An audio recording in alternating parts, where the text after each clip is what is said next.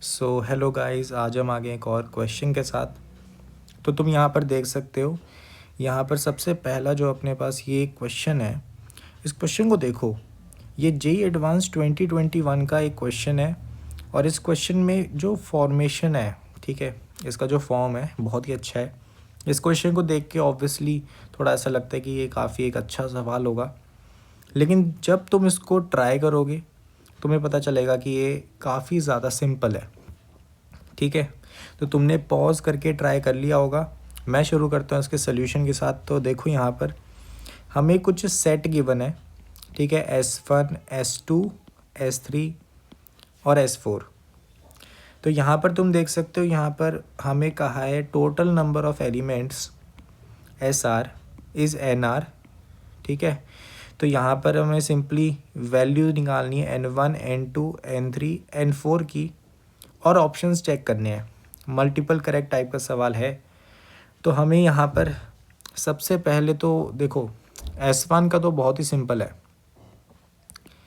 S1 का क्या है कि देखो भाई IJK हमारे पास ये एक ऑर्डर्ड सेट बना रहे हैं जिनकी वैल्यू 1 से 10 तक है और इन पे कोई रिस्ट्रिक्शंस नहीं लगी हैं। ठीक है, तो यहाँ पर सिंपल बात है कि भाई I के लिए 10 चॉइसेस हो जाती हैं, J के लिए 10 चॉइसेस और K के लिए 10 चॉइसेस। तो इन तीनों को अगर मल्टीप्लाई कर दे मल्टीप्लिकेशन रूल के अकॉर्डिंग तो हमारे पास आंसर 10 का क्यूब बन जाता है। क्लियर है? तो यहाँ पे S1 का आंसर अपने पास 1000 आ गया, तो N1 equal to 1000 A option correct हो जाता है। ठीक है, ये तो सिंपल था। अच्छा, S2 क्या कह रहा है? S2 कह रहा है हमारा जो ऑर्डर्ड पेयर है वो हमारे पास I, J है। I, J पे रिस्ट्रिक्शन लगी हुई है, ये इनइक्वालिटी सेटिस्फाई करना चाहिए और इसकी वैल्यू 1 से 10 है।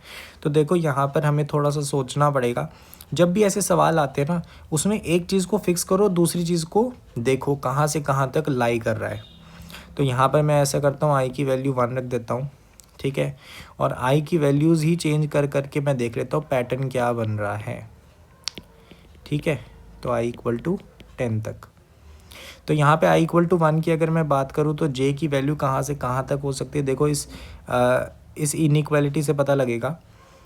इनइक्वालिटी है I less than J plus 2 less than और इक्वल टू 10। क्लियर है? तो यहाँ से मुझे पता लगा अगर मैं I की वैल्यू 1 रख रहा हूँ तो J की वैल्यू कहाँ से कहाँ तक हो सकती है। J की वैल्यू मैं 1 रख सकता हूँ ना, है ना। तो मिनिमम से 1 तो आ ही सकता है। 1 से लेकर मैं कहाँ तक जा सकता हूँ? 1 से लेकर मैं 8 तक जा सकता हूँ, क्योंकि यहाँ पर 10 के बराबर जा सकता है, इससे ऊपर नहीं, क्योंकि ये J प्लस 2 है ना। तो 8 डालूंगा J को तो यहाँ पे 10 आ जाएगा, और उससे ऊपर जाऊँगा तो इनइक्वालिटी वैलिड नहीं रहेगी। तो अपने पास आ गया कि भाई 1 से 8। वैसे ही I इक्वल टू 2 का देखो, I इक्वल टू 2 में क्या होगा, 8 तक ही जाएगा। और स्टार्ट किस तरह से होएगा? स्टार्ट 1 से ही होएगा। क्लियर है? अच्छा, I इक्वल टू 3 का देखो, I इक्वल टू 3 में अगर मैं देखूँ तो भाई ये 3 हो गया, तो ये 1 नहीं हो सकता अब J, क्योंकि ये इक्वालिटी नहीं है इससे इनइक्वालिटी में। तो यहाँ से 2 से स्टार्ट होना पड़ेगा 8 को, J को। ठीक है, वैसे ही अब जो आगे वाले आएंगी I इक्वल टू 3 के बाद वाले, ठीक है, उसमें क्या होगा, J को पुश बैक होना पड़ेगा, 2 आएगा, फिर यहाँ पे 2 आएगा, यहाँ पे अगले में 3 आएगा, अगले में 4 आएगा। ऐसे एक पैटर्न चलेगा, क्योंकि यहाँ पे इनइक्वालिटी सेटिस्फाई करानी है। तो ये पैटर्न आपको ऑब्जर्व हो गया होगा। I इक्वल टू 10 में क्या होगा? अच्छा, I इक्वल टू 10 हो सकता है क्या? नहीं, I इक्वल टू 10 नहीं हो सकता, है ना, क्योंकि J भी एक एग्जिस्ट करना चाहिए ना।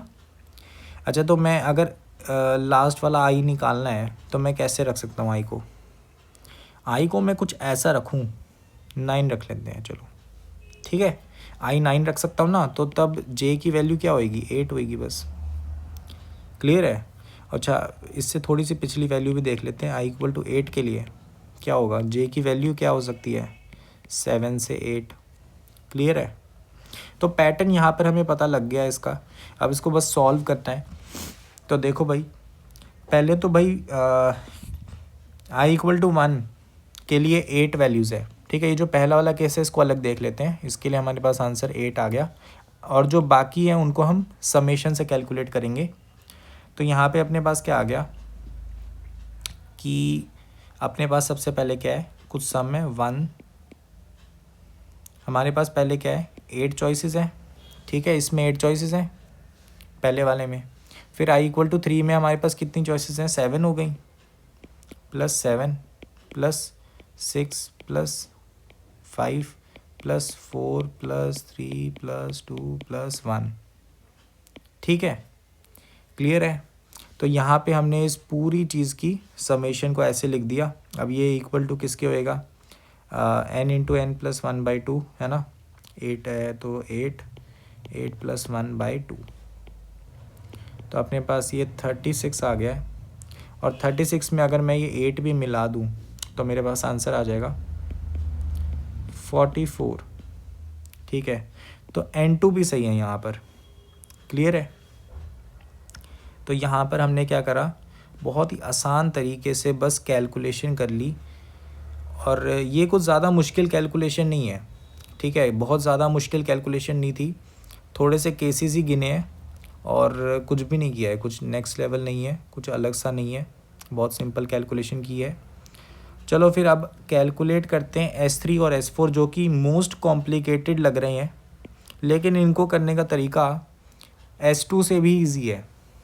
समझो कैसे, देखो अगर शुरुआत करूँ मैं S3 से, ठीक है, S3 हमें क्या कह रहा है, एक ऑर्डर्ड पेयर है IJKL का, जिसमें रिस्ट्रिक्शन है ये वाली, ठीक है, और हमें बोला है ये इनकी जो वैल्यूज़ है वो 1 से 10 तक जा रही हैं। अगर मैं इसका सबसे पहले तुम्हें आंसर बताऊं और फिर समझाऊं ये कैसे आया, तो बहुत मज़ेदार तरीके से समझ आएगा। तो देखो इसका आंसर है 10C4। बहुत ही अजीब सा लग रहा होगा कि 10C4 इसका आंसर कैसे हो सकता है ना, सिंपल यही है आंसर इसका। अब समझो कैसे, इसका पीछे का लॉजिक ऐसा है कि देखो मेरे को ऑर्डर्ड पेयर गिनने हैं, ठीक है, इसमें ये है कि मुझे ऑर्डर गिवन है कि भाई I J से छोटा होना चाहिए, ठीक है, J K से छोटा होना चाहिए, K L से छोटा होना चाहिए, और ये वाली रिस्ट्रिक्शन जो है ना लास्ट वाली, इसको तो छोड़ो, इसका कोई फ़र्क नहीं पड़ता, है ना, इसका कोई फ़र्क नहीं पड़ता, क्योंकि मुझे पता है I और J K L इनकी वैल्यूज़ 1 से 10 है, तो ये लास्ट वाली इनइक्वालिटी कुछ ज़्यादा इंपॉर्टेंट रोल प्ले नहीं कर रही।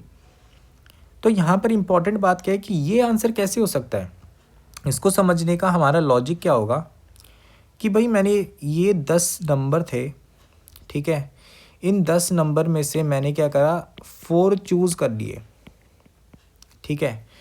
जब भी हम 10C4 करते हैं तो हमें 4 अलग अलग 10 नंबर मिलेंगे, मुझे रिपीटेड नहीं होंगे उसमें, और वो चीज़ मेरे क्वेश्चन में है कि I J के बराबर नहीं होना चाहिए, J K के बराबर नहीं होना चाहिए, K L के बराबर नहीं होना चाहिए, है ना।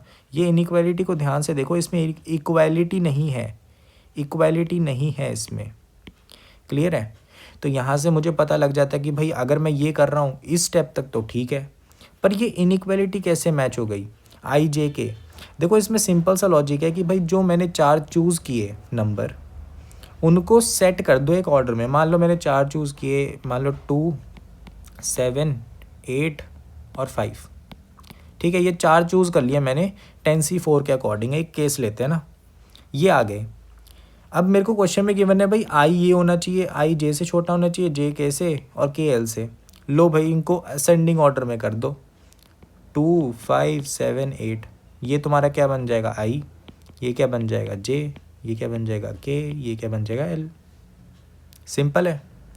मतलब मैंने क्या किया कि भाई मैंने 4 नंबर चूज़ कर लिए, अब उनको जो अरेंज करना है ना, वो हो जाएंगे। एक ही केस बनेगा ना अरेंज करने का, असेंडिंग ऑर्डर में, क्योंकि मैंने डिस्टिंक्ट एलिमेंट्स उठाए हैं, तो बहुत सिंपल है, ठीक है। तो यहाँ से मेरे को पता लग जाता है कि 10C4 इसका बहुत ही एक्यूरेट सही आंसर, सिंपल आंसर हो जाता है।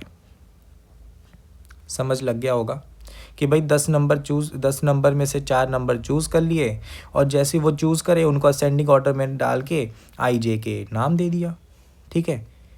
तो यहाँ पे सिर्फ काउंटिंग वाला स्टेप ही अपने पास ये आ जाता है बस, अपना आंसर। तो 10C4 को अगर हम कैलकुलेट करें तो ये आ जाता है 10 into 9 into 8 into 7 divided by 24। तो यहाँ से हम काटेंगे 3 से हमने काटा 3, तो ये अपने पास 210 आ रहा है। तो ये क्योंकि बराबर नहीं है तो सी ऑप्शन हमारा रॉन्ग हो जाता है।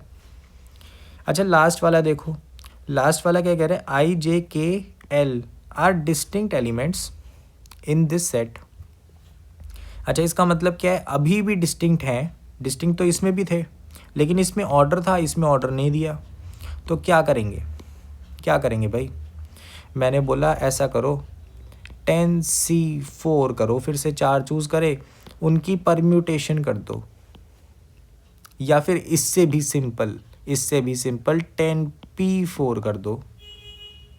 क्लियर है, मतलब 10 में से 4 नंबर चूज़ किए, ठीक है, तो डिस्टिंक्ट तो अपने आप हो गए और उसके बाद उनकी परम्यूटेशन कर दी। ठीक है, तो परम्यूटेशन करने से क्या हुआ कि मेरे पास जितनी भी पॉसिबिलिटी थी ऑर्डर्ड की, ठीक है, आई जे के की और एल की, वो अपने आप आ जाएगी। तो ये बहुत ही सिंपल सा आंसर हो गया। ठीक है, तो 10P4 को कैलकुलेट कर लेते हैं। तो अपने पास ये आएगा 10, रुक जाओ, ये आएगा अपने पास 210 है ना, ये 210 निकाला था ना हमने, तो 210 इंटू 4 फैक्टोरियल, तो 24 आ गया ये। तो इसका 2 मल्टीप्लाई करके यहाँ पे ले जाओ, इसका एक 2 का फैक्टर, तो ये बन गया 420 और इंटू में 12, ये अपने पास क्या आ गया N4। अब इसका 12 ये नीचे ले जाओ, ऑप्शन मैच कर गया है, डी ऑप्शन अपना करेक्ट आंसर। तो ए बी और डी ऑप्शंस अपने सही हो जाते हैं। एंड आई होप सो कि तुम्हें पूरा क्लियर हुआ होगा कि मैंने कैसे सोचा है, क्या लॉजिक है और कैसे इसका आंसर निकला है। ठीक है, आई होप सो कि क्लियर रहा होगा कि क्योंकि यहाँ पर 2 चीज़ें हमें बेनिफिट दे गई। ठीक है, कि यहाँ पर डिस्टिंक्ट थे एलिमेंट्स, ठीक है, दोनों S3 और S4 में डिस्टिंक्ट थे एलिमेंट्स। ठीक है, तो कॉम्बिनेशन का ख्याल मन में आ गया। ठीक है, ऊपर से बात क्या हुई कि भाई यहाँ पर एक ऑर्डर गिवन है, यहाँ पर ऑर्डर नहीं गिवन, तो यहाँ पर कॉम्बिनेशन लग गया, यहाँ पे परम्यूटेशन लग गया, बस। ठीक है, आई होप सो कि क्लियर हो गया होगा क्वेश्चन। और ऐसे ही क्वेश्चंस अब थोड़े रेगुलर आएंगे। ठीक है, रेगुलर बेसिस पे वीडियोस आएंगी।